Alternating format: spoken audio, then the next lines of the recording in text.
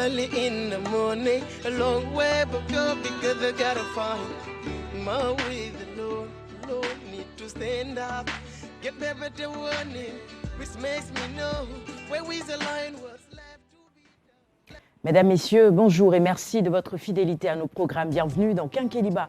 Je suis très heureuse de vous retrouver ce lundi matin et de démarrer donc la semaine avec vous. Vous retrouverez en plateau ce lundi matin nos chroniques habituelles. Le résumé du week-end sportif avec Abdulaziz Ban et bien sûr Toumane pour nous parler des tendances du moment dans la deuxième partie de cette émission. Un invité en plateau également, Alioune Badara Kane vous présentera son profil dans un petit moment. Mais déjà, sachez que vous pouvez participer au débat comme à chaque fois. Nous sommes en direct ce matin également et ça se passe sur les réseaux sociaux et notamment sur la page Facebook RTS. Les capsules habituelles de cette émission. Alors ce matin, on se passera de la gym, du coach Tandara, peut-être l'aurons-nous avant la fin de cette émission. La revue des titres sera au rendez-vous et avant 7h30, le bulletin d'info de votre matinale. Le sommaire est complet, l'équipe me rejoint en plateau maintenant. Alioune Badara, Abdulaziz Ban, Toumane et notre invité. On s'installe maintenant pour vous accompagner jusqu'à 8h dans votre routine. Hier, il y a eu beaucoup d'ailleurs, j'ai envie de dire des pluies torrentielles finalement sur Dakar et un tout petit peu partout dans le pays. Comment avez-vous vécu cela? Le spectre des inondations se dessine déjà dans certaines localités. Et chez vous, comment cela s'est passé? Racontez-nous tout ça sur les réseaux sociaux et notamment sur la page Facebook RTS. Nous, on revient de Saint-Louis comme ça, où on a fait une antenne décentralisée tout au long de ce week-end pour accompagner l'initiative C'est El Sounoréo des autorités. Le Premier ministre Ousmane Sonko était d'ailleurs dans la vieille ville et j'étais avec Alioune Badara Kane et Abdulaziz Ban. Messieurs, comment allez-vous ce matin? Vous avez eu le temps de récupérer un tout petit peu. On est arrivé très tard hier. Tout à fait. C'est le voyage entre Saint-Louis et on a quitté l'après-midi et il fallait faire ce voyage-là pour venir ce matin. Le rendez-vous avec nos téléspectateurs et puis à Quinqueliba, ça vaut le coup. C'est ça, très bien, tout à fait. Évidemment, tu as fini tes montages vers quelle heure? 1h du matin? 1h30 du matin. Merci de respecter le rendez-vous. Les gens ont parfois l'impression qu'on est des extraterrestres. Les horaires sont quand même assez difficiles. C'est un plaisir de retrouver nos téléspectateurs, bien évidemment. C'est surtout ça. Ouais, c'est ça, c'est ce plaisir-là qui nous donne de l'énergie, qui nous transcende, qui nous permet d'oublier la fatigue, parce que ça n'a pas été évident. Nous avons débarqué à Saint-Louis en mode commando, comme on a l'habitude de faire ici à la RTS. Donc véritablement, j'en profite pour tirer mon chapeau à tous ces braves agents de la RTS. J'en connais qui n'ont même pas eu 3 heures de sommeil durant ces 2 jours-là de production intense. Tout à fait, les équipes techniques surtout. Entre le réveil matinal, après vous enchaînez avec les éditions, le 13h, le 19h, le 20h. Le 20h, après il y a la fameuse soirée, donc les reportages à faire. Donc cela démontre encore une fois que, vitalement dans cette maison regorge de professionnels engagés, de personnes généreuses dans l'effort, qui sont vraiment dans le dépassement de fonction. Et elles sont à féliciter. Tout à fait. Ça, je tiens à le dire. Ces braves agents méritent d'être félicités, d'être récompensés à la hauteur de leur engagement pour servir la RTS et le Sénégal. Oui. Parce que seraient donc toutes ces actions gouvernementales sans véritablement l'apport de ces gens de la RTS, de ces braves travailleurs, surtout le personnel technique. Parce que hier, j'ai eu un peu un pincement au cœur en débarquant. Je vois l'un des chauffeurs qui était déjà là pour convoyer une partie de l'équipe le samedi. Il a travaillé le vendredi, donc toute la semaine il est avec nous. Il enchaîne le samedi, il amène l'équipe ici, une partie de l'équipe chargée de la production. Le dimanche, il travaille encore. Le soir à 21h, à notre arrivée, il était là. Et ce matin aussi, il fait partie de l'équipe. Donc pour vous dire que ce monsieur n'a pas dormi pratiquement. C'est ça. Il n'a pas eu de vie de famille durant tout le week-end. Donc vraiment bravo à tous ces agents. Et encore une fois, c'est un plaisir, une fierté pour moi d'être dans cette magnifique équipe composée de personnes vraiment généreuses, qui sont toujours dans le dépassement de fonction. Bravo à tous. Je crois que c'est exactement le plaidoyer de Serine Fali également quand nous étions à Saint-Louis en saluant le travail de toutes les équipes de la RTS. Et c'est ça, la passion pour ce métier également. Bonjour ma chère Toumane. Bonjour, comment vas-tu ce matin? Je t'ai bien reposé. C'est une question piège, ça. C'est pour la forme. C'est pour la forme. Je vais dire oui pour la forme alors. Et bienvenue en plateau à notre invité également. Alioune, je te laisse le soin de le présenter à nos téléspectateurs. Donc on va dire une première présentation parce que machallah, le CV de notre invité force le respect. C'est une fierté pour tout le Sénégal que d'avoir un tel fils à l'étranger. Il représente bien son pays, le drapeau sénégalais, Bakary Goudiaby. Il est journaliste et écrivain, mais il est surtout là en sa qualité de président du collectif des Sénégalais de la diaspora en France. Certainement, les plus futés, surtout les Halpolars, sauront que le prétexte de sa venue reste bien sûr. Donc l'actualité française, qui a aussi quelques incidences ici au Sénégal. Compris, non, ils ne sont pas aussi futés pour pouvoir décrypter mon cher ami, la pertinence de sa présence sur ce plateau. Toumane, on est à la tête de ce pays, attention, et si on compte bien, si on compte bien entre Senghor Diouf et le président Bassirou Diomaye Diakhar Faye, et de 3 pour les Sérères, mon cher. Il y a toujours une exception pour confirmer la règle. C'est les 3 exceptions, on va dire. Et moi donc c'est bon, la 4e exception. Et Toumane? Bon, la 5e exception. Ça commence à faire beaucoup là. Le Diola que je suis va faire la médiation. La 5e exception. Merci beaucoup. Donc pour comprendre qu'il est là, pour revenir sur véritablement l'impact de ces législatives, j'imagine qu'hier, donc après la proclamation, à la suite de la proclamation des résultats, vous avez tous poussé un grand ouf de soulagement. Disons un certain ouf de bonjour. Un certain ouf de soulagement. Merci d'être là. Non, merci d'être là. C'est ça l'ambiance de la matinale. On parlera de ça, de leur engagement, de son engagement pour ses frères sénégalais, ses frères africains donc, de la diaspora dans une société marquée par la montée de l'extrême droite. C'est vraiment inquiétant. Mais ce sursaut également dont a fait preuve la société française, mais aussi les perspectives qui s'offrent à la diaspora par rapport à leur contribution dans le développement du Sénégal. Donc voilà les questions qui seront au menu des échanges avec notre invité, M. Bakary Goudiaby. Merci d'avoir accepté notre invitation. Bonjour d'abord. Bonjour, c'est moi qui vous remercie. D'ailleurs, tout à l'heure, si vous permettez, je vais revenir sur le professionnalisme. Également le dynamique et l'engagement de vos collègues, de vos confrères ici. J'étais tout à l'heure dehors. Je descends de véhicule, il y a un monsieur qui vient me dire bonjour. Il dit, je peux vous aider? Je dis, non, c'est bon, je le sais. Et comme par hasard, c'est le monsieur qui est là à la technique. Je dis, mais tiens, je vous ai vu tout à l'heure dehors. Oui, mais j'ai senti que vous venez nous voir. C'est Momar? Vous voyez, c'est quelque chose, c'est pour confirmer quand ce que vous venez de dire. Et puis pour moi, c'est un grand honneur et un plaisir d'être là. Et surtout dans une émission que je pense que j'étais là au tout début, dans les années 2010. Ah oui? Voilà, j'étais là. Et j'étais invités, parce qu'à l'époque, on lançait un magazine, justement, toujours dans la diaspora. On lançait un magazine dans la diaspora pour parler justement de ces filles et ces fils du Sénégal qui font des choses merveilleuses dans les pays dans lesquels ils sont. Ouais. En tout cas, merci de souligner encore une fois ce matin le professionnalisme de nos équipes. C'est un label qu'on essaye dans tous les cas de préserver. Et puis la diaspora fait partie de nous. Nous, généralement, sur Quinqueliba, on aime ouvrir une fenêtre sur ce que font nos compatriotes de l'autre côté. Ça nous permet de briller et cela nous rend évidemment très fiers. Les sujets à aborder dans nos chroniques de ce matin. Le sport, ce sera d'abord la finale de la Coupe du Sénégal en foot féminin. On va revenir sur le sacre des aigles de la Médina qui ont battu Diapo Olympique de Guédiawaye sur le score de 2-0. Revenir également sur l'Euro avec les demi-finales qui vont démarrer demain mardi avec les matchs à suivre sur la RTS. Revenir également sur les championnats d'Afrique de karaté, mais également le Kung Fu. Dakar qui accueille donc des championnats d'Afrique également en Kung Fu, et puis parler donc de ce dernier, parler donc de beach soccer avec les matchs amicaux, la préparation des éliminatoires de la prochaine CAN avec l'équipe du Sénégal. Ça va être une page très riche. Toumane, tendance ce matin? Alors ce matin, nous avons 2 sujets. Nous allons tout d'abord commencer par aller à la découverte de La Falaise Jones, qui est une créatrice d'accessoires et que l'on nomme la reine des Kouris, qu'on appelle communément ici au Sénégal, Pétao.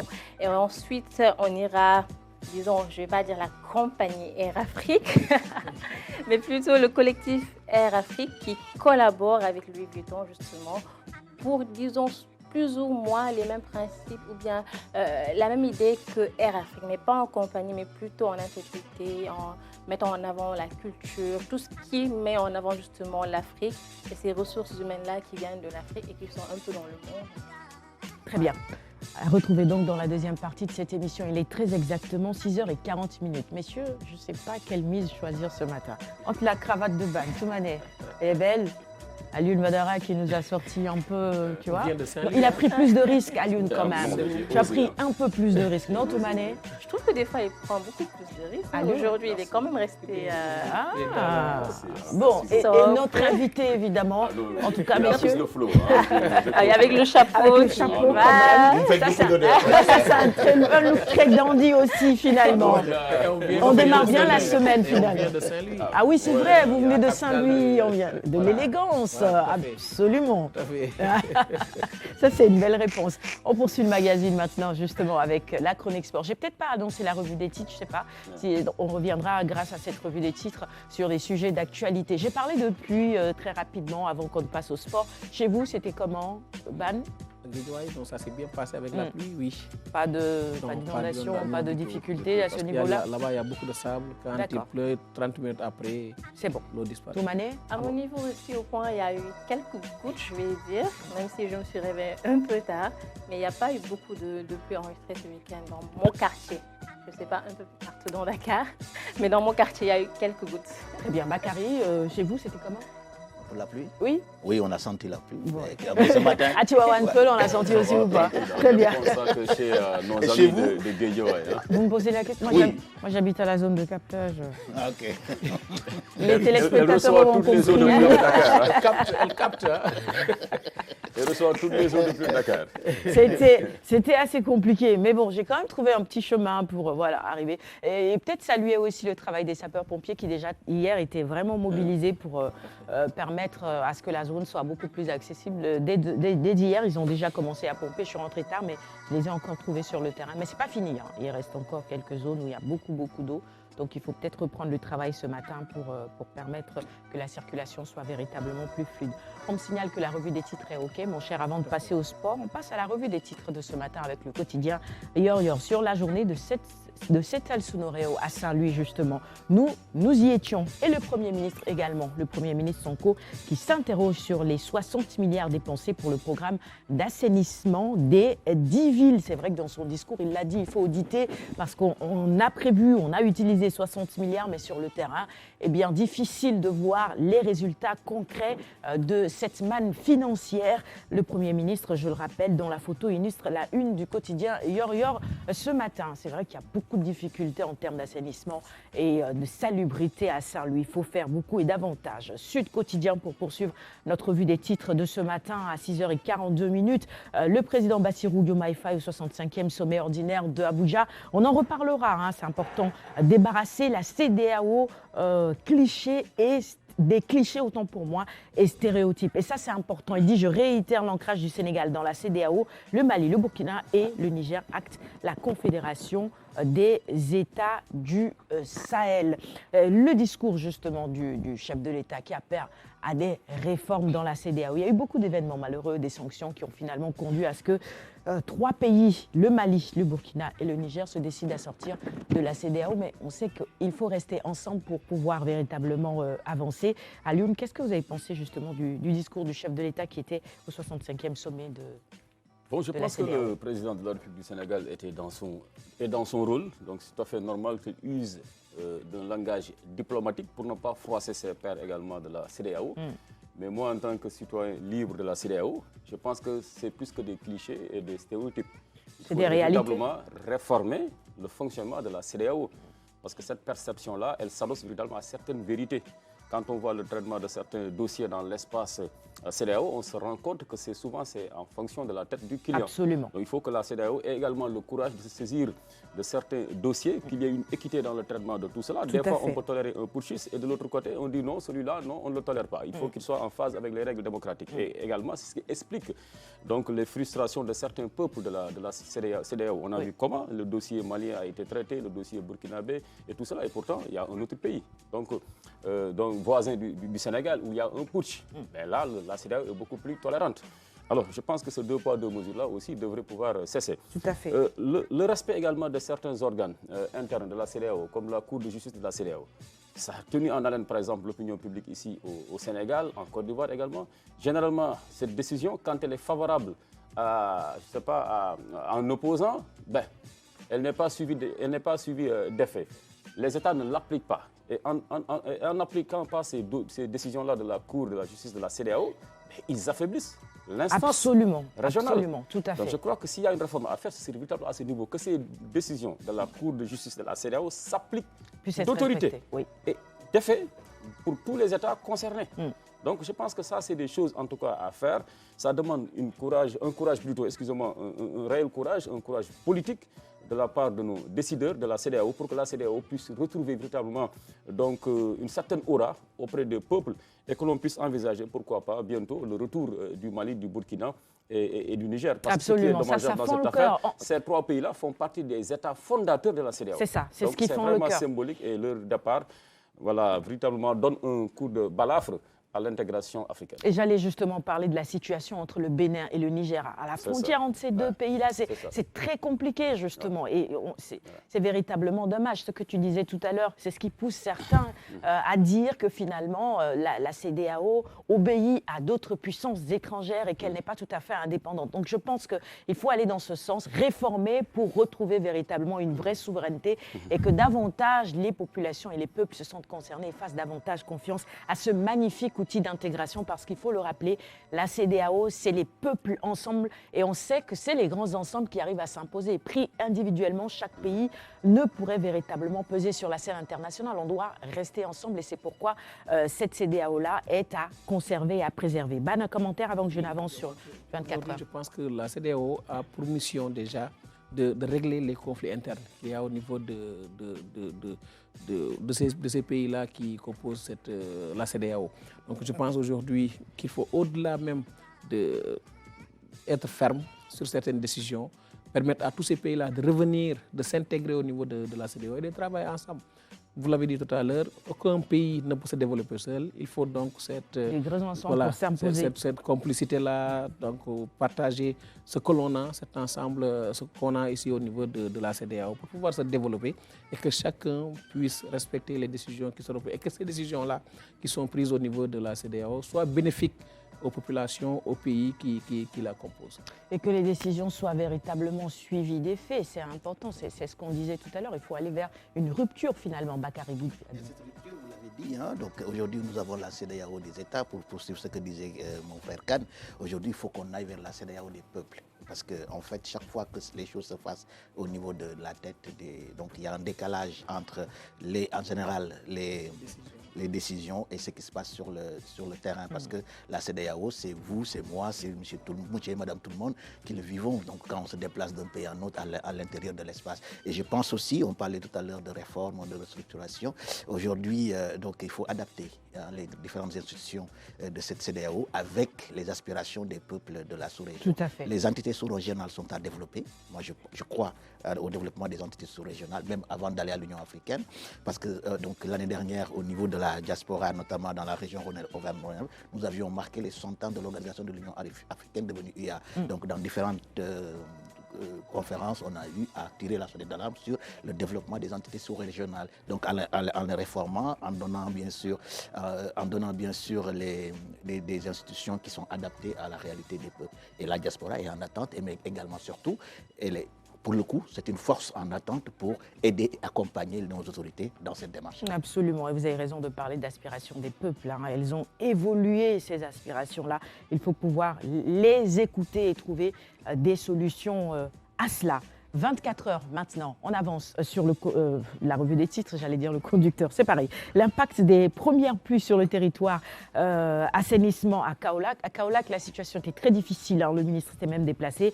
Touba, Saint-Louis, Touba, on en a beaucoup parlé également. Le défi de la gestion des affaires courantes. Alors, propos du Premier ministre repris à la une de 24 heures également ce matin. Avec 60 milliards de francs CFA, on devrait avoir des résultats.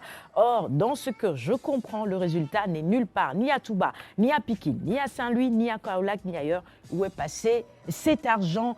S'interroge le Premier ministre Ousmane Sonko. À la une du quotidien, le quotidien ce matin, le Mali, le Niger et le Burkina qui créent une confédération treillis d'union contre la CEDEAO, les conséquences sur la libre circulation des personnes et des biens, parce que c'est ça aussi au niveau des différentes frontières.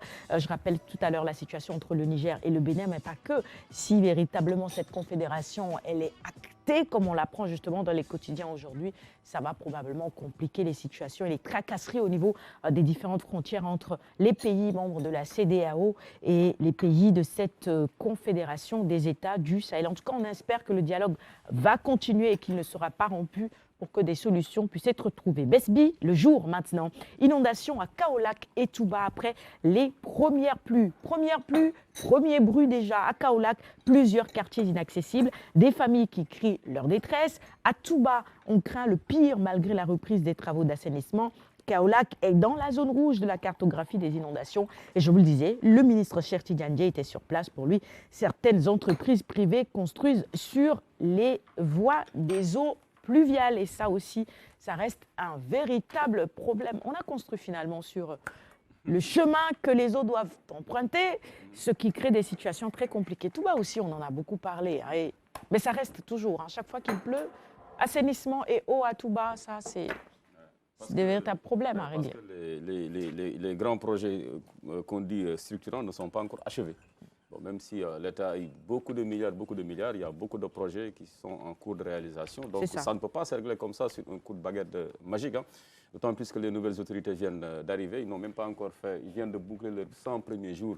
Seulement 100 jours à la tête d'une nation en construction. Il faudrait que l'on soit patient et que l'on puisse leur donner du temps pour enfin trouver des solutions pérennes à ces inondations-là. C'est ça. Et tu as parlé des 100 jours, justement, le sujet est à la une du quotidien Le Mandat de ce lundi 8 juillet 2024. Déminage en Casamance, une affaire de tous pour tous. Mais au-delà, je vous parlais justement des 100 jours du tandem Diomaye-Sonko. Décryptage ce matin du professeur Ahmed Ndiaye. Il décortique les hauts et les bas du régime en 100 jours. Critique maintenant sur la prévention et la gestion des inondations. Fouille de la mafia des eaux. C'est un coup de milliards de francs CFA, bien sûr, que le pouvoir sortant a géré sans succès le phénomène des inondations. Mais il faut admettre que ce n'est pas évident, la gestion de ces problèmes d'inondation ici. C'est qu'il y a des quartiers entiers qui sont construits dans des zones non édificantes. Ce qui veut dire que chaque fois qu'il va pleuvoir, il y aura inondation. La solution serait de déloger tout le monde.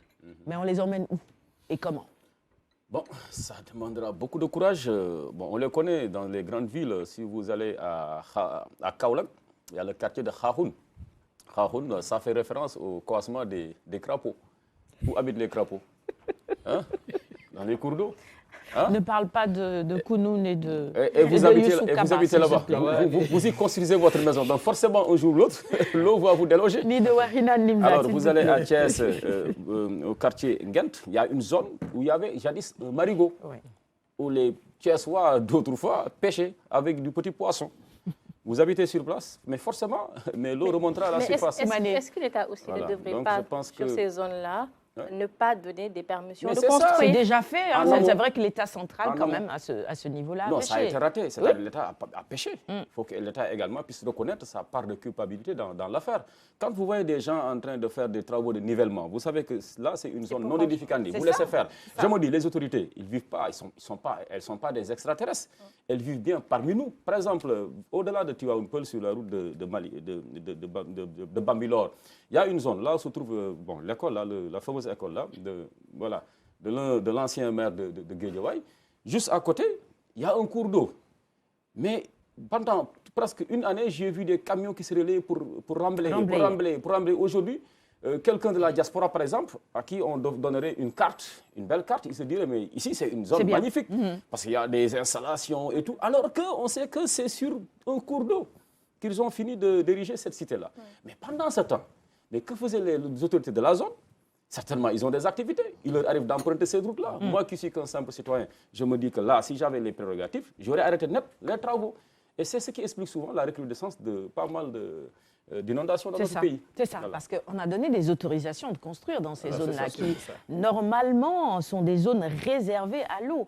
Et l'eau revient toujours à sa place, il fait tout pour reprendre son chemin. Malheureusement, ça crée des situations compliquées et délicates à chaque fois qu'il pleut. Maintenant, il faut, je ne sais pas, un plan spécial, comment on l'appelle le plan d'urgence quand il pleut, le plan hors sec. Voilà, à chaque fois qu'il pleut pour véritablement soulager les populations. Peut-être que c'est ça la solution. Mais il y a les ordures aussi qui causent les inondations. C'est vrai, et je merci pense de le que souligner. ces journées de cette sétale, même si ça ne peut pas carrément arrêter les inondations, mais c'est quand même un pas en avant justement pour éviter de boucher certains lieux, en attendant justement de revoir ces zones-là où on ne doit pas construire, comme le dit Aline Badara.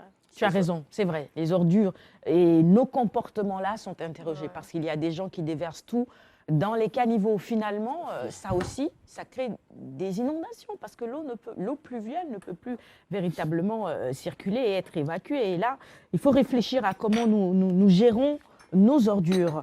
On termine la revue des titres de ce matin avec un quotidien spécialisé en sport et c'est Stade justement ce matin avec à la une Maître Augustin Senghor soupçonné d'hold-up électoral. Alors on est à la Fédération sénégalaise de foot. L'Assemblée générale ordinaire est prévue le 13 juillet. Ban, ça c'est pour toi. Oui, c'est samedi prochain. Ça va chauffer ou pas? Non, en principe. Encore. Oui, en Assemblée générale. Souvent. Ça chauffe. Oui. Et puis, ça va vers 3 heures du matin. Parfois, vous couvrez. Il m'est arrivé un jour, stagiaire à la RTS, de couvrir une Assemblée générale de la Fédération sénégalaise de football où on a terminé à 3 heures du matin. Il fallait discuter entre les candidats, voilà, des conciliations, permettre à tel candidat de se retirer. Mais c'est assez compliqué. Aujourd'hui, comme ce n'est pas pour la présidence, je pense que ça va être moins chaud. Un peu moins. Ouais. Bon, très bien. Ce sera tout pour la revue des titres de ce matin. Merci de l'avoir suivi. On va rester dans le sport et poursuivre avec toi, mon cher Abdulaziz Ban. Merci à la réalisation qui nous a suivis également. On passe donc à la chronique sport et c'est juste après ceci.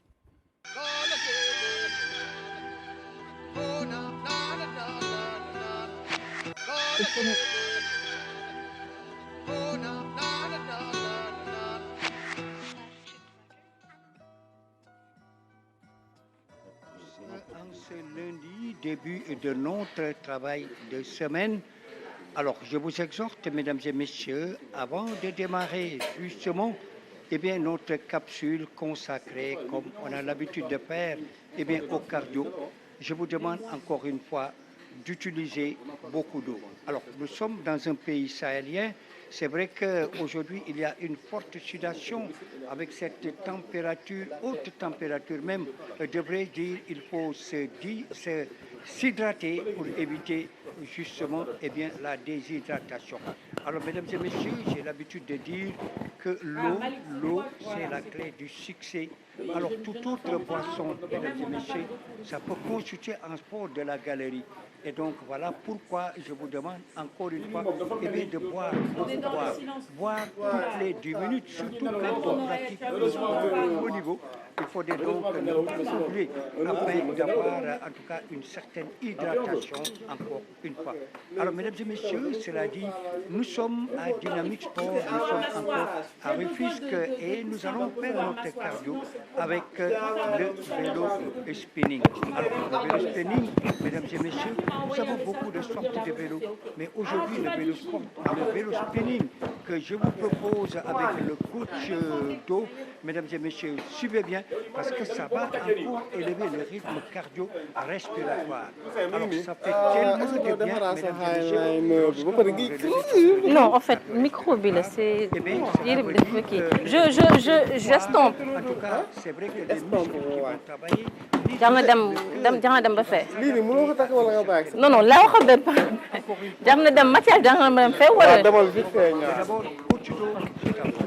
Mesdames et messieurs, bonjour. Ravi de vous retrouver ce demi de semaine pour vous présenter notre capsule du jour. Alors avant tout, un petit coucou à ceux qui nous suivent depuis Konjola Diamaguène du côté de Mboro. Merci de votre fidélité sur la chaîne RTS 1. Alors pour aujourd'hui, on va présenter notre cardio du lundi. Notre cardio du lundi avec le vélo spinning. Alors, vous qui êtes à la maison, vous qui descendez tard, vous qui ne trouvez pas de temps libre pour aller faire du sport au niveau des salles et que vous avez cet engin à la maison, on va vous donner quelques astuces pour utiliser cet engin pour une durée de 30 à 45 minutes. Et là, vous allez voir que avec cet engin, vous avez travaillé votre endurance cardio, l'endurance cardio-respiratoire et cardiovasculaire, mais aussi vous travaillez en même temps le corps dans son ensemble. Autrement dit, au niveau du bas du corps, on va solliciter les mollets, les quadriceps, les fessiers, la zone des lombaires, mais aussi les abdos. Allez, je vous donne rendez-vous tout de suite dans les démonstrations pour vous montrer comment ça va se passer. Et suivez-nous bien. Merci.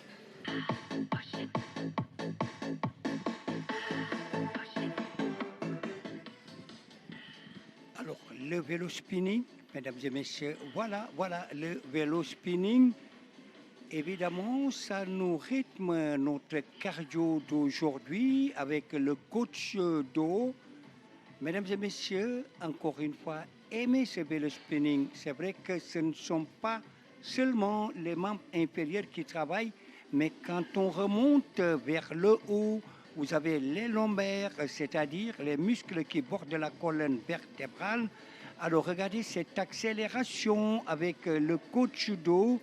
Évidemment, vous avez aussi au niveau des omoplates, mais également au niveau des adducteurs. Alors là également, ça travaille les adducteurs et ça fait du bien. Maintenant dans la salle de musculation, si vous avez ce matos, mesdames et messieurs, bien joué.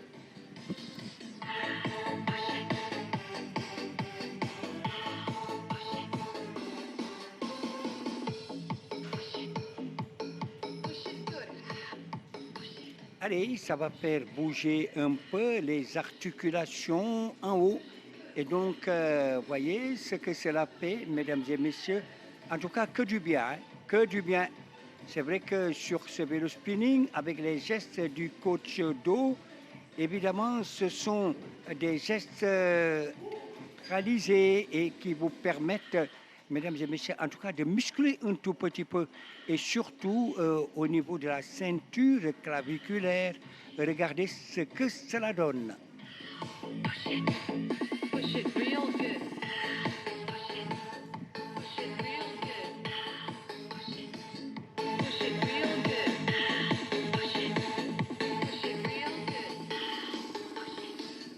Alors, ici, on va replacer les articulations et surtout, et comme vous le savez, évidemment, une partie du corps qui était très touchée. C'est vrai que ce sont les membres inférieurs avec tout ce qu'il y a comme articulation.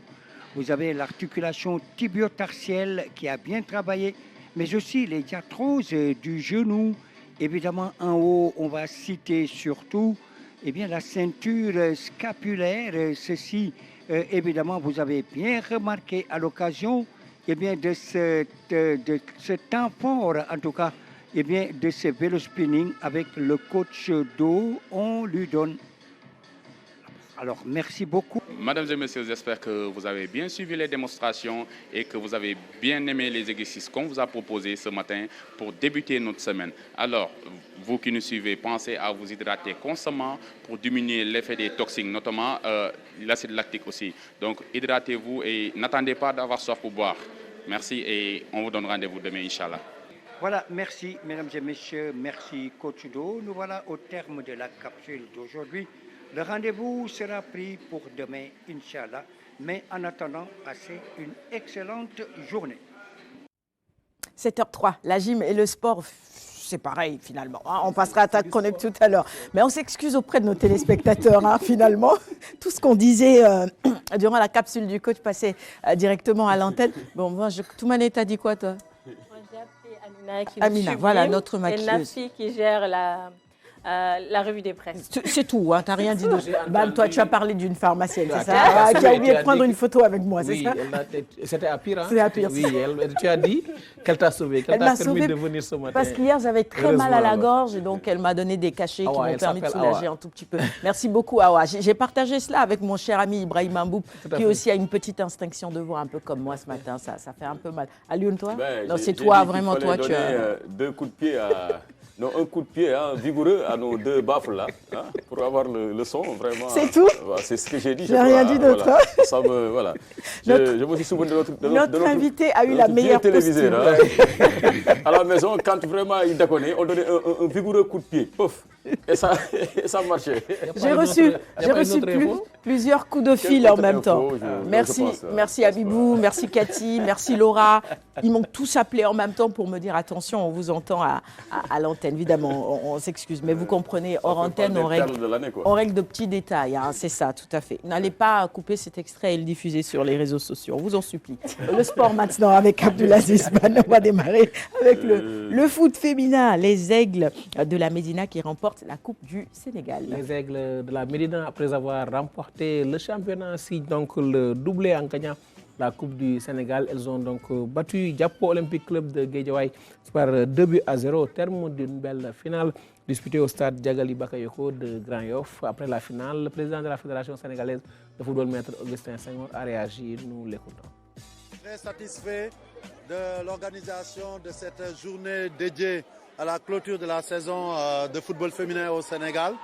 En attendant bien entendu les compétitions qui continuent pour l'équipe nationale A féminine qui va jouer prochainement dans quelques jours contre la RDC.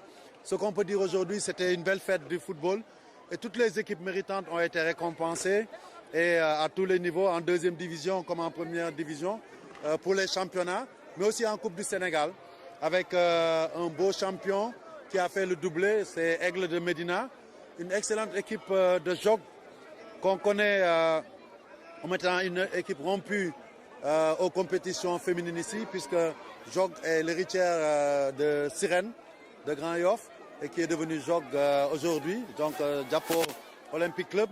Et il faut dire aussi qu'en National 2, on a eu droit à une belle finale de championnat. Et tout ça montre la vitalité que le football féminin est en train de connaître au Sénégal, puisque nous avons décidé de promouvoir ce football féminin, aussi bien à l'international avec bien entendu notre équipe A qui fait des pas de géant, mais aussi nos équipes nationales jeunes, mais plus particulièrement au niveau du championnat. Et ce qu'on a vu aujourd'hui est très intéressant, des matchs de qualité, une finale de Coupe du Sénégal qui opposait deux équipes constellées de joueuses internationales, soit en équipe A, soit en équipe junior, soit en équipe U17, ou dans les trois en même temps. Donc c'est formidable, c'est de bon augure pour le football sénégalais, féminin sénégalais, mais aussi ce qu'il faut remarquer, c'est qu'on a gagné le pari de remplir ce stade de Diagali Bakayoko. Pour un match féminin, le stade était rempli à ras-bord et les gens sont restés même après pour les remises. Et ça, c'est à saluer. Je dois féliciter tous les dirigeants qui s'investissent pour le football féminin. Allez, félicitations aux Aigles de la Médina pour ce nouveau sacre. Hein. Tout à fait, après avoir donc remporté, elle signe le doublé. Hein. C'est une belle équipe qui est là juste à côté, au niveau de la Médina, et qui, depuis le début du championnat, a montré qu'elle avait la capacité également de gérer le championnat, qu'elle a remporté depuis le début du championnat, qu'elle a terminé en tête, et ensuite venir aujourd'hui battre cette belle équipe de Jog avec Djamil Faye, qui travaille beaucoup aussi au niveau de la banlieue pour récupérer les jeunes dames qui jouent au football. Et puis, ce sont de très bonnes choses qui se font. Et puis, surtout saluer la mobilisation des supporters de Guédiawaye, mais également de la Médina, avec un stade Diagali Bakayoko de Grand Yoff rempli, qui était plein à craquer, et puis qui a mis les gens qui ont mis de l'ambiance pour permettre à ces deux équipes-là, sans violence également, il faut permettre à ces équipes-là de pouvoir disputer tranquillement cette belle finale. Dans le foot féminin, il y a moins de violence. Hein. C'est plutôt chez les hommes. Sont des hommes comme des femmes. Hein. Qu'est-ce qui change finalement? Grande question, grande interrogation. Hein? Allez, foot toujours maintenant avec l'Euro 2024. Espagne, France, Angleterre, Pays-Bas. Les demi-finales, on connaît les équipes qualifiées. De belles affiches pour les demi-finales, donc prévues mardi et mercredi au programme. Mardi 9 juillet, on aura Espagne-France à 19h. Et puis, match à suivre en direct sur la RTS. Et puis, le mercredi 10 juillet, les Pays-Bas vont défier l'Angleterre. De belles affiches, comme tu dis. Je crois qu'on a un des deux matchs... Mardi, celui de mardi à 19h, Espagne-France à 19h. Voilà, qui sera donc en direct sur... Le temps de régler des comptes entre les deux pays sur le terrain. Je pense que c'est une très belle affiche. Et puis, je pense que l'une des équipes qui va gagner ce match-là va sûrement remporter le trophée. Ah, attention, peut-être aux surprises. Karaté, maintenant, on change de discipline. Plus de 10 médailles d'or. Donc, pour le Sénégal. Oui, le Sénégal a terminé les championnats d'Afrique de karaté, cadet, junior et senior avec une dizaine de médailles d'or en kata et kumité. Le Sénégal a remporté 5 médailles d'or grâce à Aïssatou Diène et Seydina Mohamed Sarr en cadet. Chez les juniors, Ismaïla Bari a été sacré en remportant l'or. Chez les seniors, Yandé Diagne et Cheikh Ahmed Tidiane Dieng ont remporté donc l'or. Les championnats d'Afrique de karaté se sont tenus à Conakry en Guinée du 5 au 7 juillet. Félicitations donc à tous ces karatékas qui nous ont permis également de gagner beaucoup de médailles. C'est ça, et quand on parle des disciplines de combat, moi je pense au sensei Yatmalo. On va justement maintenant parler de Kung Fu Wushu Dakar, hôte des championnats d'Afrique. 14 pays ont confirmé leur participation à la 6e édition des championnats d'Afrique de Kung Fu Wushu qui démarre donc ce mardi à Dakar. Le Bénin, le Burkina, l'Égypte, la Gambie, la Guinée équatoriale, la Libye, le Mali, le Maroc, la Mauritanie, le Nigeria, l'Ouganda, la Tunisie et le Sénégal. Donc la cérémonie d'ouverture de ces championnats d'Afrique est prévue tout à l'heure ce lundi. Donc un stage technique est prévu, de même qu'un forum Chine-Afrique consacré au Wushu. Terminons avec le beach soccer. Le Sénégal et la Mauritanie s'affronteront en match amical. Après un match amical, un premier match remporté par la Mauritanie, le Sénégal s'est repris donc lors du deuxième match en gagnant par 5 buts à 2. Un match de préparation qui permet aux deux formations de bien préparer les éliminatoires de la CAN de beach soccer. Voici Ngala Sylla, il est l'entraîneur de beach soccer de l'équipe nationale du Sénégal. Tout d'abord, j'encourage la Mauritanie et je lui souhaite un bon retour. Le fait de nous accorder un match amical, ce n'était pas du tout évident. Donc, alhamdoulilah, on a joué 2 matchs. Et je pense que ça c'est très bien parce que moi, ça fait 2 ans que je n'ai plus l'équipe. Et après, voilà, pour trouver les repères, c'était un peu difficile. Il y a beaucoup de choses. Tu sais, à chaque fois qu'il y a un changement, il y a des problèmes au niveau des joueurs parce que notre intégration sur le plan tactique, ce n'est pas du tout évident. Et moi, à partir de la Coupe du Monde, j'ai dit, voilà, le travail que j'ai vu comme ça après l'évaluation, c'est que le Sénégal a du mal à garder le ballon et ça pêchait. Et moi, du coup, j'ai dit, je sais qu'on a le jeu direct, on pouvait le jouer hier. On a préféré jouer l'attaque placée pour voir ce qu'on a travaillé, même si on perd, c'est pas grave. Mais l'objectif est clair, c'est que si on impose notre jeu direct ici en Afrique, personne ne peut nous tenir. Et après, voilà, ce qui se pose, c'est l'attaque placée. Et l'attaque placée, hier, on l'a fait. Malheureusement, on n'a pas marqué beaucoup de buts. Il n'y a que sur des balles arrêtées. Mais comme on le dit, c'est un processus. Il faut être patient, le travail continue. J'encourage mon staff, la fédération, mes joueurs.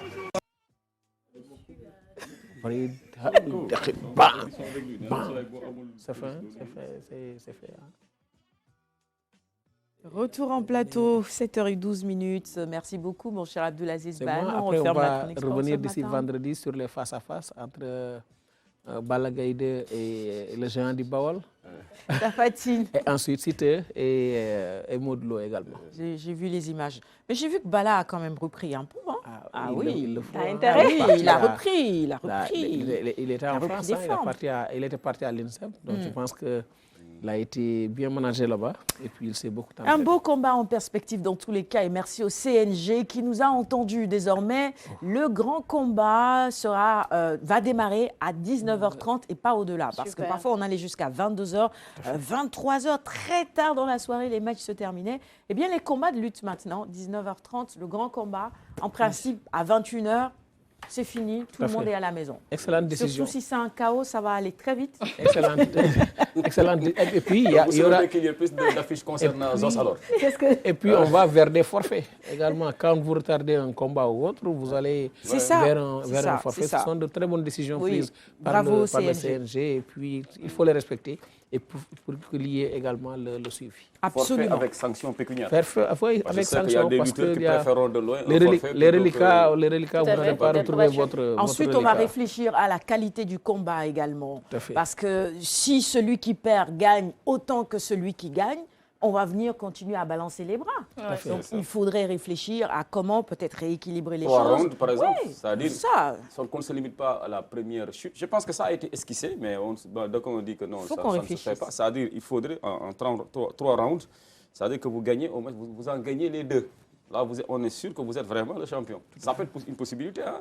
Voilà. Je pense que ça permettrait... voilà. Mais ça va être compliqué pour la lutte si vous faites ça. Mais il faut oser. Les supporters non, je veux dire, parfois aussi, on paye, on a envie de voir du spectacle et on ne voit rien. De la lutte sénégalaise, c'est pas pareil. Sur une chute. C'est sur une chute. Sur une chute, d'accord. Mais si vous gagnez 60 millions autant que Ban, 60 millions ou même plus, et que, on ne voit pas grand-chose dans le combat aussi, ça laisse sur la fin. On a l'impression que... En 30 secondes, un combat est plié. C'est également ça frustrant pour les annonceurs. Même avec 12 rounds, un KO pour arriver au premier round. Mais après, on vous donne le temps de récupérer. Récupérer pour un KO. En tout cas, je vais maintenant... Ou bien s'il s'agit d'un KO, là, la victoire est actée. S'il s'agit d'un KO, je pense qu'il y a beaucoup de possibilités pour voir qu'on pourrait envisager. Il faut voir pourquoi le vainqueur n'empocherait pas un bonus supplémentaire par rapport à celui qui aurait perdu le combat. Ça peut peut-être augmenter, je ne sais pas, la volonté de donner plus d'envie au second lutteur. C'est une bonne solution. Hein. Je pense qu'aujourd'hui, ça va même redonner beaucoup plus de tonus à la lutte. Parce que quand vous gagnez un combat, vous allez avoir 15 millions ou 10 millions de plus. Ça va faire beaucoup. Sinon, si on se partage le même montant, gagner ou perdre. En tout cas, il faudra faire attention aux commentaires sur les lutteurs. Parce qu'à travers un ami, Bordeaux m'a envoyé un message. J'ai entendu ce que tu as dit sur moi l'autre jour quand je le taquinais. C'est toi? Sur la page. Il te l'a dit à toi? Oui. Pas à lui et moi, on n'est pas concernés. Le plateau, désolé, il a dit le plateau. Le plateau, oui, j'ai vu. Ah non.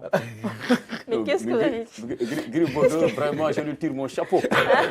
C'est le père de tous les quedistes du Sénégal, du monde. Le meilleur des lutteurs. Voilà, le meilleur en Ligue dépense. Ah oui. Voilà. Le meilleur Daoud dépenseur du Sénégal.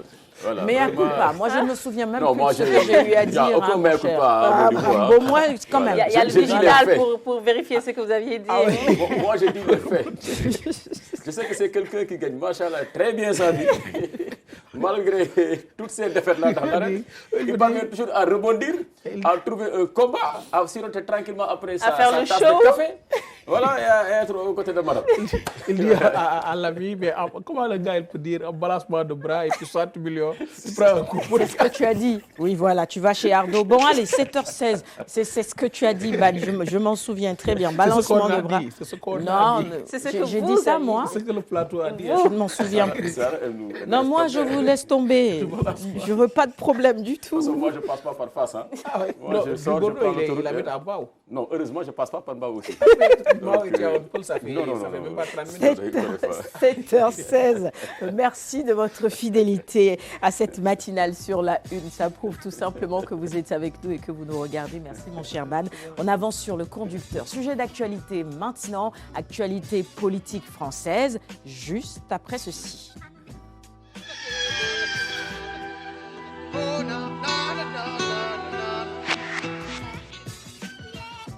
Et pour répondre justement à nos questions, Bakary Goudiaby, merci d'être sur ce plateau avec nous.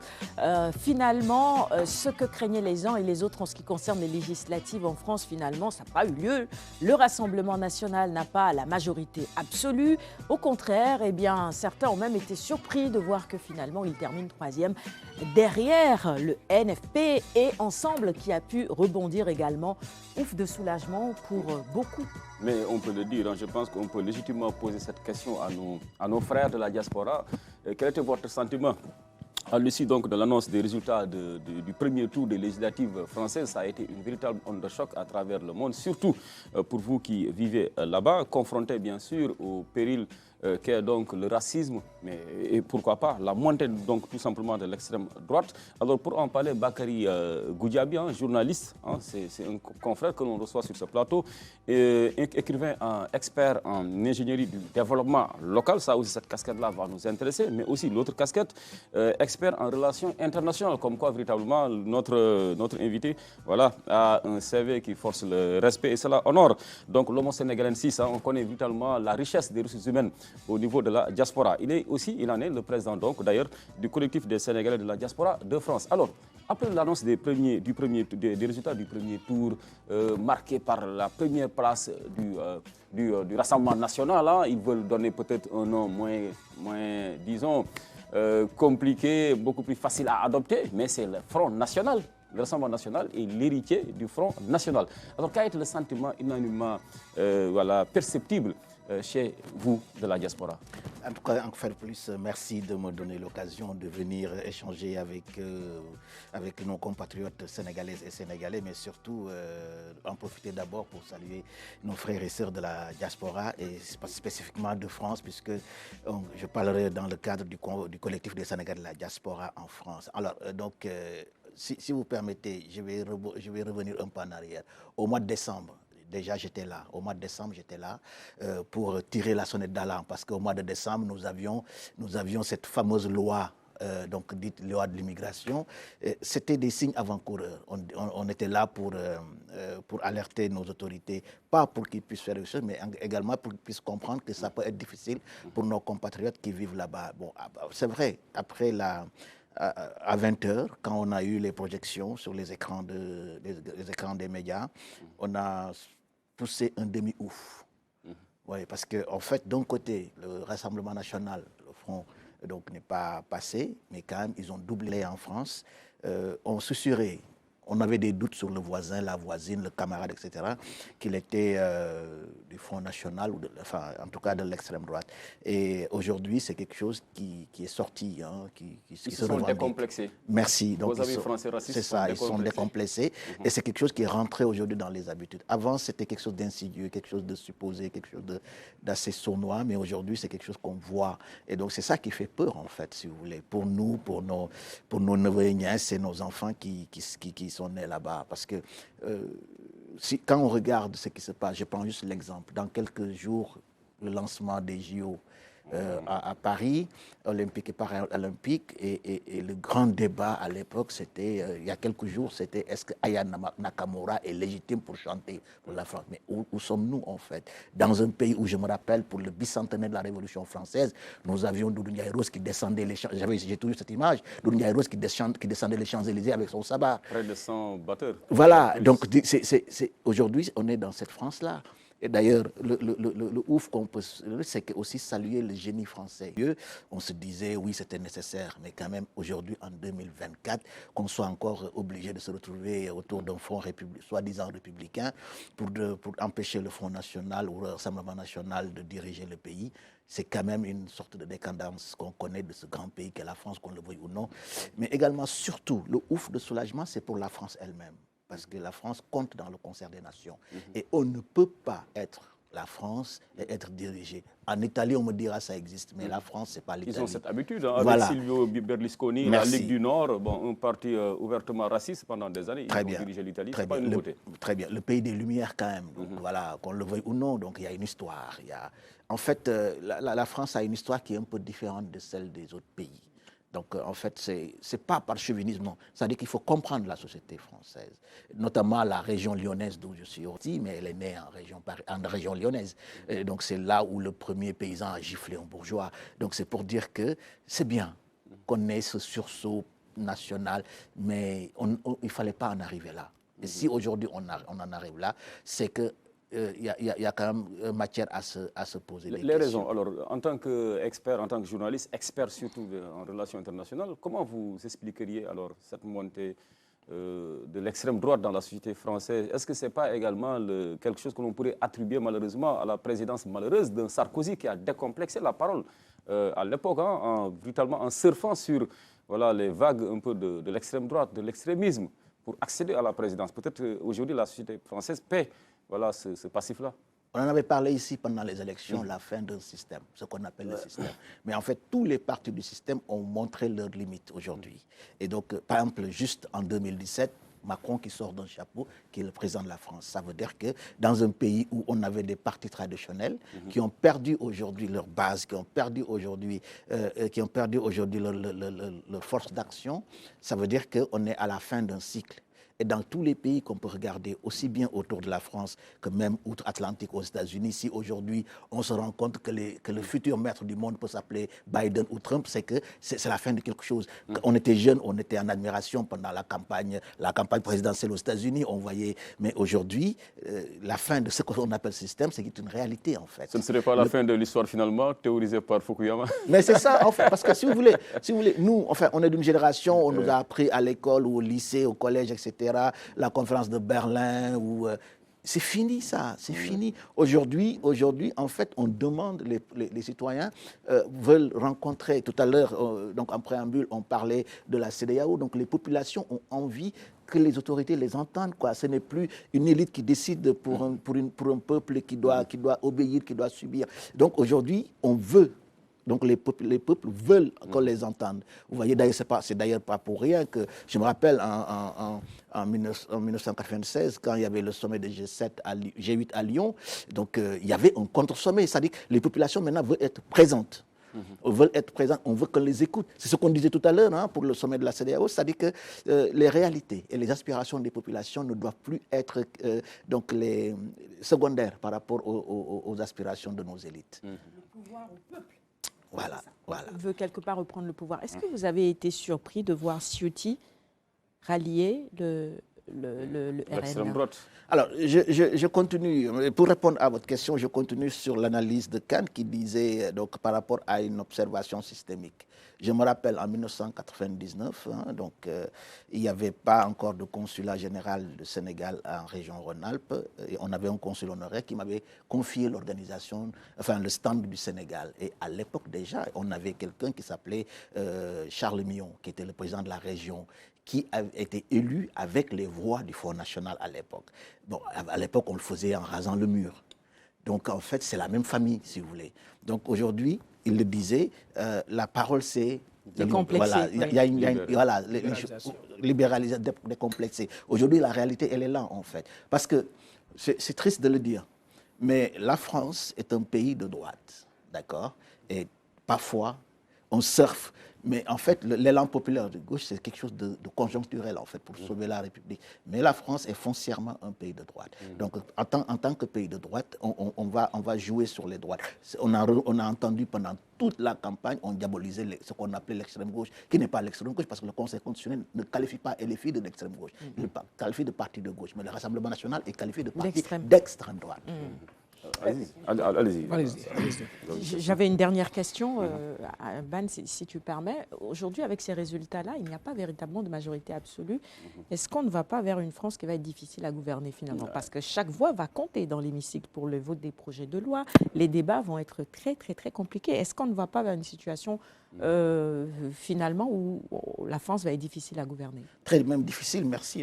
Parce que, en fait, si vous voulez, les tractations ont commencé hier soir. Donc les états-majors, on s'appelait, on se rencontrait pour retrouver. Alors, donc, ça reflète ce que je disais aussi, la fin d'un système de gouvernance. Parce qu'en France, on est habitué à un système majoritaire. Donc le parti, forcément, il y a toujours un parti qui arrive majoritaire. Et aujourd'hui, on assiste à une situation proportionnelle à l'Allemagne, comme l'Allemagne, avec des grandes coalitions qui constituent donc un gouvernement. Aujourd'hui, bien sûr, la France va être très difficile à gouverner. D'ailleurs, sur le choix du Premier ministre. C'est ça. Oui, donc, déjà, qui va quel être Premier ministre? Voilà. Il y en a déjà qui se voient déjà à Matignon. Qui ne veulent pas de Mélenchon, alors que son parti, les Insoumis, c'est quand même la locomotive. Mais on est à quelques semaines des JO. Est-ce que tout ça, ça peut se faire avant ou il faut attendre que ça se fasse? Ça doit se faire avant parce que le président Macron souhaite justement un gouvernement pour justement l'organisation des JO. Au pire, donc le Premier ministre, Attal va démissionner ce matin. Donc, si c'est bien qu'il sera reconduit après. Il peut être reconduit par le président pour gérer justement. C'est ça. Voilà. Mais également, vraiment, la France risque d'être difficilement gérable au terme politique. C'est par rapport à, on a vu sur les images beaucoup de Français et puis même d'Africains, on va dire, d'étrangers jubilés après la publication des résultats. Est-ce qu'aujourd'hui, qu'est-ce qui les attend aujourd'hui, surtout en France, surtout quand Sarah parlait tout à l'heure de... Voilà, on va choisir celui qui ressemble le plus. C'est ça qui est là. Celui qui est le plus blanc. Voilà.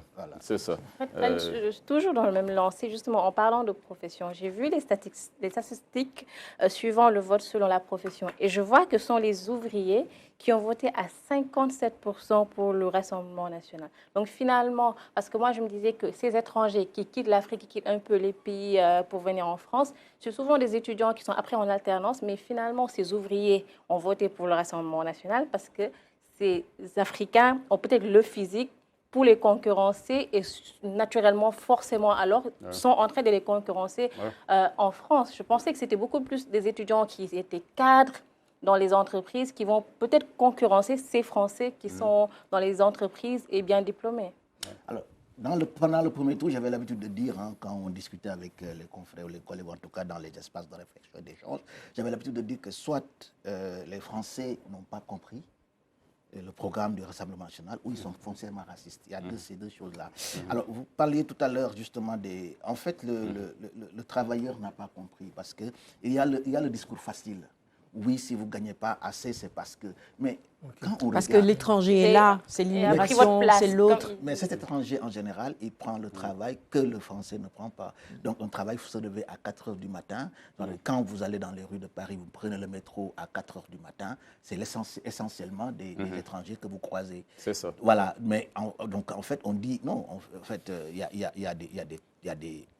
a du travail, mais du travail qui est pris essentiellement par les Africains, même parfois en situation irrégulière. Donc, parce que les patrons, parce qu'aujourd'hui, ce qu'on appelle les métiers à risque, ils ne trouvent pas. Dans le BTP. Voilà, le BTP, la restauration, etc., des métiers à tension, c'est généralement les Africains. Et c'est souvent que, donc en France, c'est un peu frilé, mais dans un pays comme l'Espagne, c'est les patrons qui font la démarche pour régulariser parce qu'ils ont besoin, de nos compatriotes. Voilà, cette main-d'œuvre, et parce que c'est une main-d'œuvre qui travaille avec le djom. Voilà, le fameux main-d'œuvre de qualité. C'est ça. Donc, quand on les voit se lever de très bonne heure pour aller travailler, on se dit, des mères de famille. Alors, il y a de surface, qui cumulent même des fois de... C'est ça. Il y a des parents qui n'ont pas vu grandir leurs enfants. Parce qu'on part à 4 heures du matin, on rentre à 21 h, l'enfant est déjà au lit. Donc, vraiment, c'est des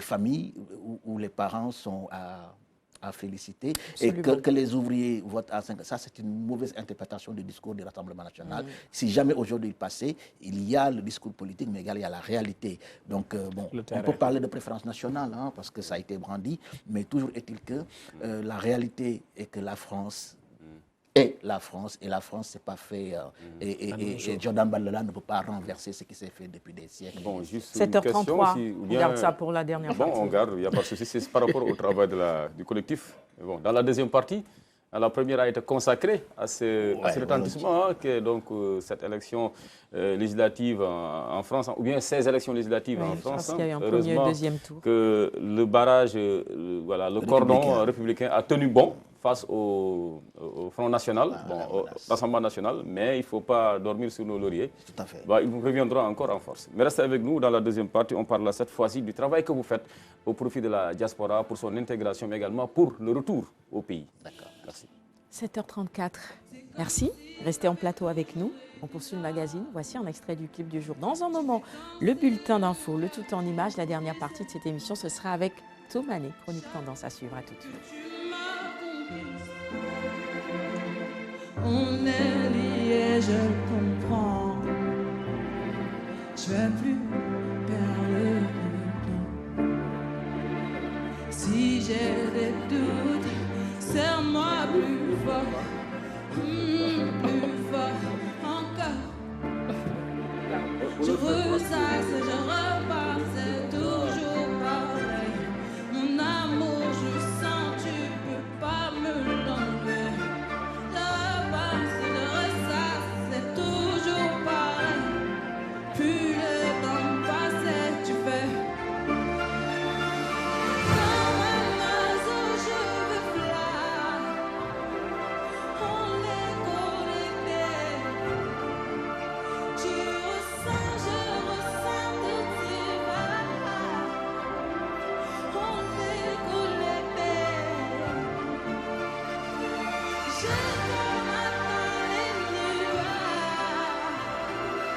Porque jamais ça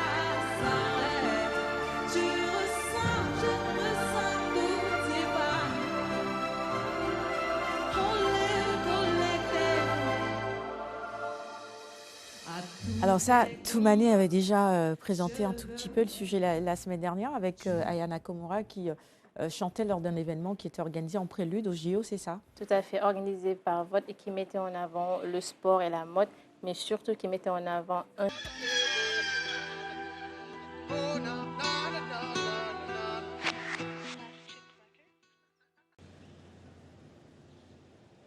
C'est dans une période de turbulence que l'organisation sous-régionale tient sa 65e session ordinaire de la conférence des chefs d'État et de gouvernement. Une première participation pour le nouveau président sénégalais, Bassirou Diomaye Faye. Un contexte marqué par la diversité des sujets de discussion sur la table des dirigeants.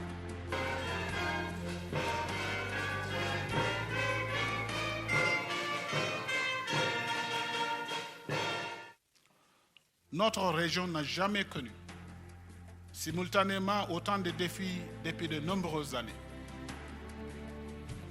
En effet, en dehors de nombreuses menaces liées à la paix et à la sécurité, ainsi que les défis liés à la pauvreté, notre région est également confrontée au risque de désintégration.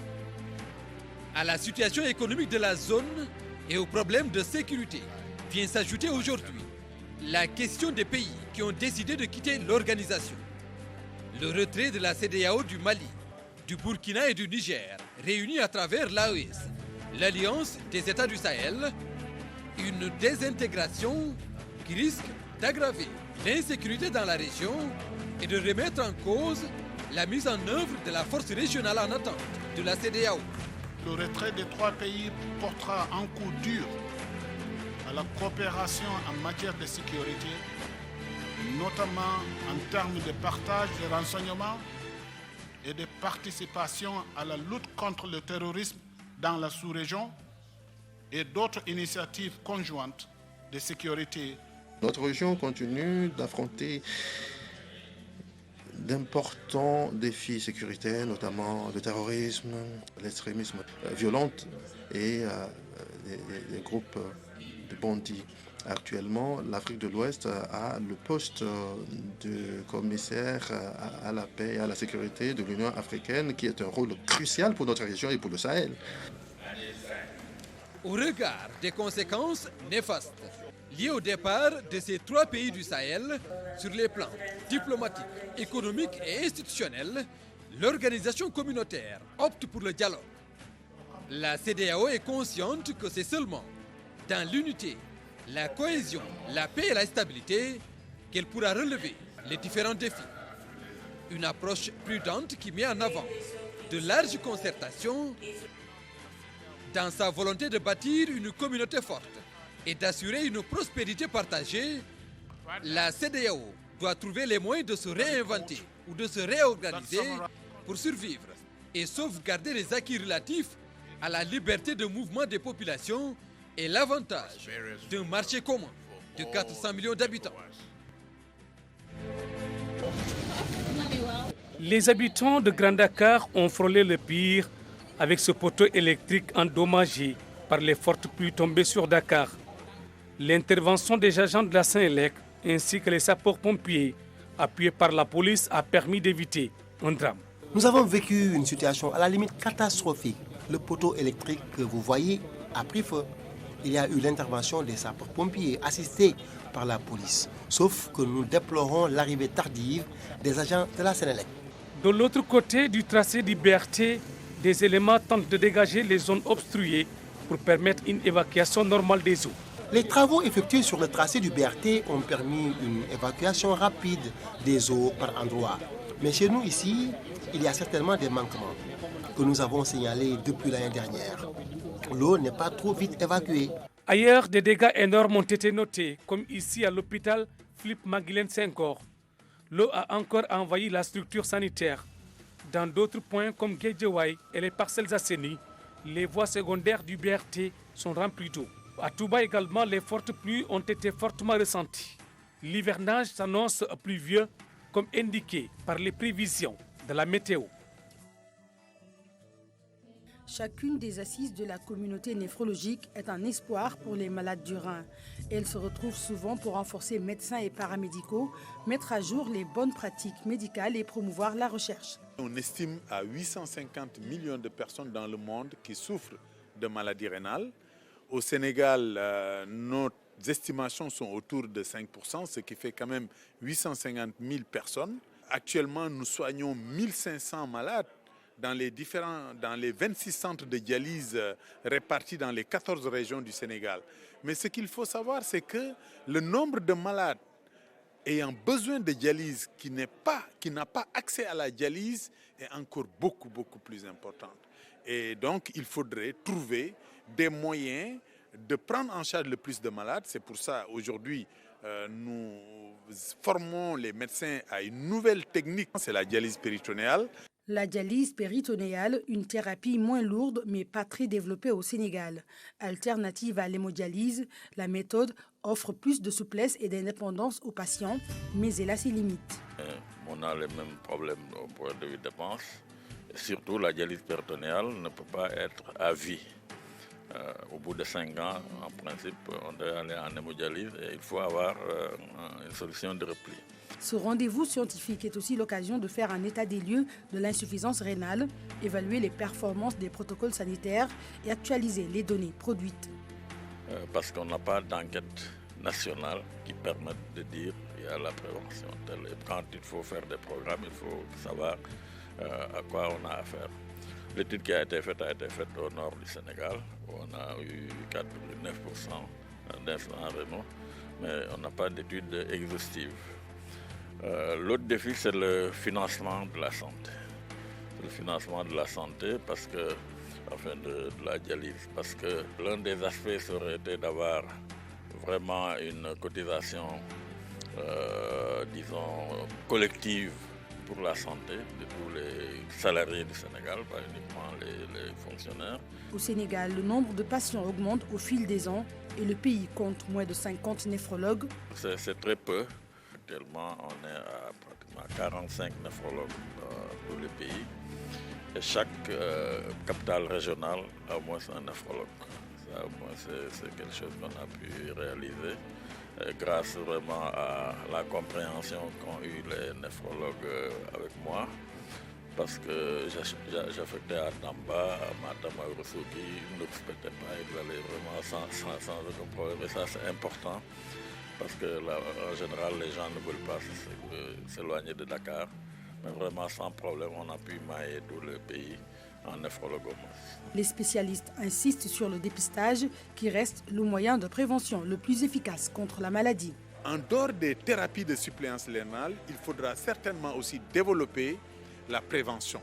Et c'est là où il reste énormément à faire. Parce que si on vous dit que chaque année, il y a 1000 nouveaux Sénégalais qui vont arriver au stade terminal de l'insuffisance rénale et qui auront besoin de dialyse.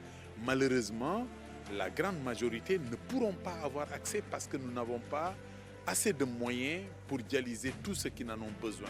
Et donc, il faut absolument faire du dépistage et de la prévention pour pouvoir diminuer l'incidence de cette maladie dans la population sénégalaise. Des sommités médicales africaines et européennes se réunissent périodiquement pour un cours international sur la dialyse, une initiative de la Société sénégalaise de néphrologie, dialyse et transplantation pour favoriser le partage d'expériences entre doyens et jeunes praticiens et améliorer le suivi des patients. La percée sans précédent du Rassemblement national RN et de ses alliés au premier tour des élections législatives anticipées a finalement été enrayée par la mécanique du Front populaire siège devant la coalition présidentielle sous la bannière ensemble de 150 à 70 sièges et le RN et ses alliés de 132 à 152 sièges. Avec ces bulletins de vote, une majorité a fait un autre choix pour le pays. La volonté du peuple doit être dorénavant strictement respectée. Dès lors, aucun subterfuge, arrangement ou combinaison ne serait acceptable. En effet, les leçons du vote sont sans appel. La défaite du président de la République et de sa coalition est clairement confirmée.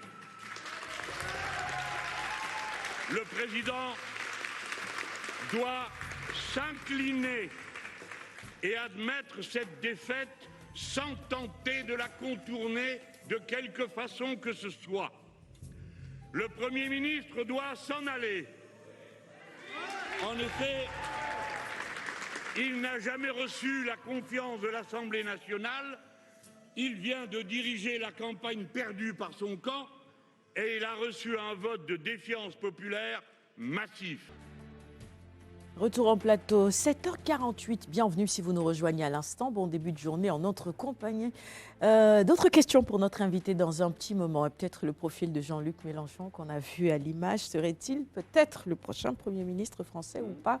En tout cas, le nouveau front, autant pour moi républicain, arrive en tête de ces législatives-là. Ça va peut-être permettre de rebattre un tout petit peu les cartes. Il y a Moustapha Fall qui nous regarde ce matin sur la page Facebook RTS. Mokhtar Senghor également qui nous suit ce matin et qui présente ses félicitations à Zéna Nour, dit-il, qui s'est mariée ce week-end. La fille de Viviane. Félicitations, dit-il. Je lui souhaite plein de bonheur. Félicitations au nouveau marié. On passe maintenant à la chronique de Toumani. C'est les tendances. Et on va démarrer par la reine des Coris, finalement, on va dire comme ça. C'est ça? Tout à fait. La reine des Coris, elle s'appelle La Falaise John. Elle est créatrice d'accessoires, mais elle est également ivoirienne, bien sûr, africaine. Cette petite touche de... Non, c'est pas Ndeye Pétao. Alors, le Cori ou porcelaine, monnaie très connue et employée déjà il y a des milliers d'années pendant la préhistoire comme monnaie et comme ornement en Asie. Et en Afrique, il continue aujourd'hui à être utilisé comme bijou, objet de décoration. Je vous propose d'aller à la découverte de La Falaise John, bien sûr, c'est celle qui a sublimé Beyoncé avec des coris. Les coris, véritablement, ça a une signification spirituelle aussi. Ça a été utilisé aussi pendant longtemps comme monnaie d'échange. Et dans la mode, aujourd'hui, de plus en plus de stylistes se tournent vers cela pour faire des accessoires aussi. J'ai vu des boucles d'oreilles, des bracelets en coris autant pour moi, des colliers.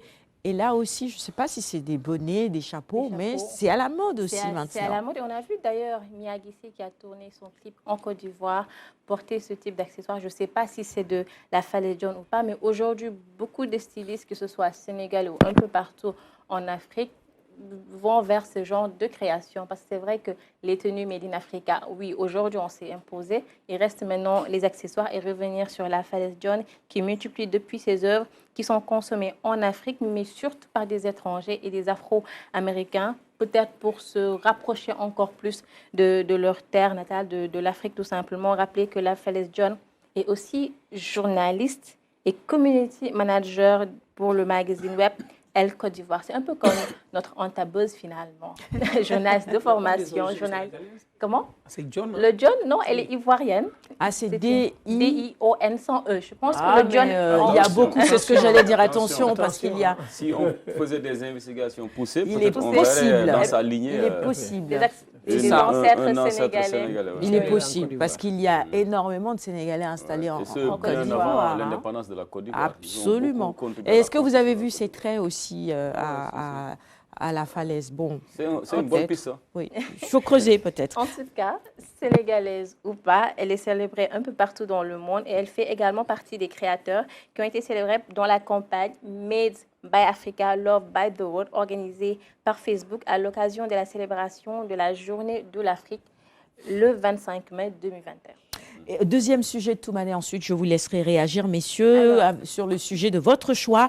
Air Afrique, attention, on ne parle pas de la compagnie, c'est ça. Voilà. Parce que la compagnie Air Afrique, ça fait Exactement. longtemps qu'elle a disparu. Ça, c'est un collectif. Et avant même de venir sur les détails, je vous propose de regarder l'élément. Bien sûr, c'est le collectif Air Afrique, j'allais dire Air Sénégal. Air Afrique en collaboration avec Louis Vuitton. Je vous propose de regarder cet extrait avant d'amener plus amples informations. Regardez. Ça aurait été bien d'avoir le son.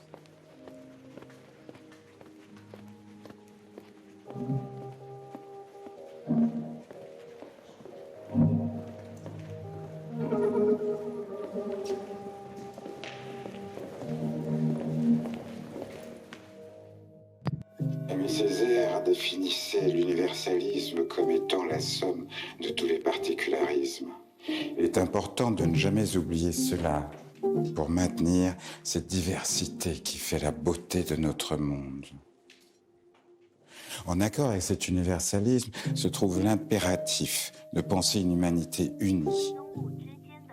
Car la seule manière de préserver le futur est de maintenir la cohésion entre tous les êtres. Vous êtes le futur, le monde vous appartient, il vous revient de le réinventer, il vous revient de le réimaginer.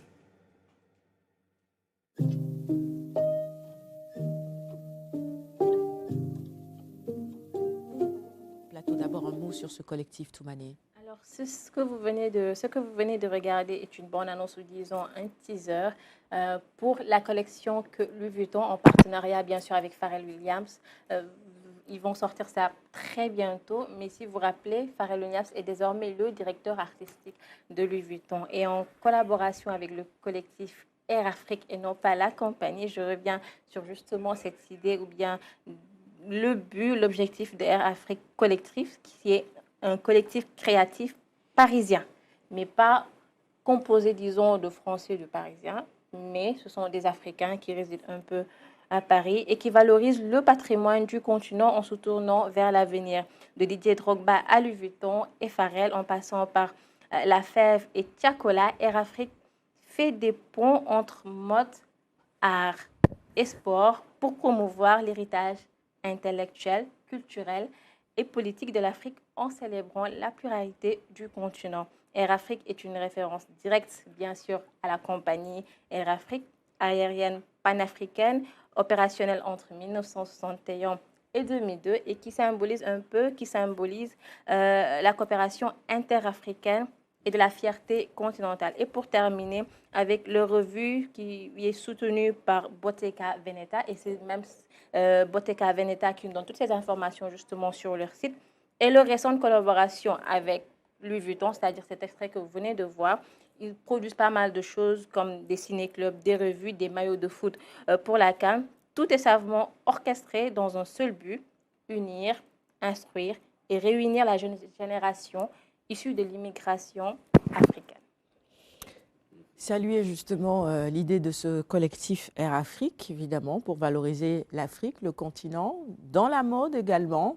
L'Afrique qui s'impose de plus en plus, ça c'est quelque chose qu'il faut souligner quand on sait que pendant longtemps, les mannequins noirs, ou en tout cas tout ce qui était noir, a été pendant longtemps marginalisé dans la mode. Et aujourd'hui, voir qu'on est de plus en plus présent, ça c'est quelque chose à saluer. Et toutes les initiatives allant dans ce sens, évidemment, c'est salutaire.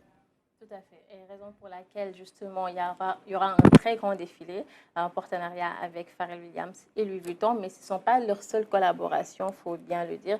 Ils sont en tout cas ouverts à toute collaboration, que ce soit ciné, revue, mode, un peu partout, un peu dans tous les domaines qui peuvent mettre en avant, justement, la culture africaine, mais surtout cette culture africaine qu'ils veulent rappeler à ces gens-là, peut-être qu'ils ne sont pas nés ici en Afrique, mais qu'ils ont des origines un peu africaines et qui ne connaissent pas leur terre, qui ne connaissent pas leur culture, malheureusement. Très bien. Maintenant, est-ce que Louis Vuitton, c'est à la portée de... Ah, ça dépend des prix qui seront pratiqués. À portée de tous. Le président des Gorgorlou. Vous savez, Gorgorlou se ravitaille souvent à Koloban. Oui, c'est vrai. Parce que sur les imitations. Non, je sais pas. Mais, de toute façon, ça fait l'effet. Hein. Même cette veste-là... On est à 2 minutes de la fin. C'est à 3 000. Hein. On est à 2 minutes de la fin de l'émission. Ne sait pas les coris, très rapidement, on va finir avec ça. C'est excellent. Moi, je pense que c'est assez original de voir ces productions-là, surtout venant d'une consoeur qui est surtout en Côte d'Ivoire. En Côte d'Ivoire, oui, très bien. Et puis présenter ça à travers le monde, je pense que c'est une excellente chose. Très bien. Et puis c'est un excellent élément également. Merci beaucoup, ma chère Toumani. On va redonner la parole à notre invité de ce matin pour refermer le magazine du jour. Bakary Goudiaby, le président donc du collectif des Sénégalais de la diaspora en France, je précise bien. Alors, dans le cadre de vos activités, qu'est-ce que vous faites également pour que nos amis, nos frères, nos concitoyens de la diaspora puissent participer aussi au développement du Sénégal et y réussir leur business? Alors, donc pour cela, le CSD France, donc juste revenir rapidement sur la création, c'était pendant le Covid, où vous avez entendu le tiraillement qu'il y avait eu à l'époque entre la diaspora et l'État qui refusait qu'on rapatrie donc les corps, les dépouilles. Oui. Justement, en fait, le CSD est né de là. Et après qu'on ait eu donc gain de cause, donc quelques-uns ont dit mais il faut continuer cette dynamique parce qu'on sait qu'on est capable de réussir quelque chose quand on se réunissait à ce moment-là. Il y a beaucoup de, c'était le CRC, le collectif pour le rapatriement des corps. En France, on s'est dit, nous, on va aller vers la formalisation, on va aller vers l'officialisation, de sortir de ce côté informel. C'est pour ça, au mois de février 2023, on a fait une assemblée générale. J'ai eu l'immense honneur d'avoir été élu. Alors, ce qu'on fait dans un premier temps, c'est bien sûr donc, de définir, si vous voulez, nous-mêmes notre base de travail. Et cette base de travail s'articule sur un partenariat avec les autorités sénégalaises et les autorités françaises, parce qu'on a un pied là et un pied là-bas. Donc, c'est ça qui fait la richesse de notre statut qu'on est en tant que Sénégalais vivant en France ou ailleurs. Aujourd'hui, ce qu'on fait, c'est de l'accompagnement. Par exemple, je donne juste un exemple. Donc, la rentrée dernière, même si on n'était pas encore très costaud, on a eu à suivre des jeunes, enfin, nos nièces et neveux qui venaient s'inscrire en France. On leur donnait d'abord, dans un premier temps, l'accueil pour pouvoir... Parce qu'en fait, on s'est rendu compte qu'il y a un taux d'échec énorme pour la première année. Pourquoi? C'est parce que c'est l'année où on arrive et puis on est plus engagé dans les formalités administratives au détriment des cours. On a connu ça dans notre génération. Aujourd'hui, c'est encore un peu plus compliqué parce que les choses sont plus difficiles. Donc, vous accompagnez les jeunes qui arrivent, voilà, très bien. On accompagne d'ici, là-bas. Et puis, quand... Wake up early in the morning, a long way but go because I gotta find my way. The Lord need to stand up, get better warning, which makes me know where is the line.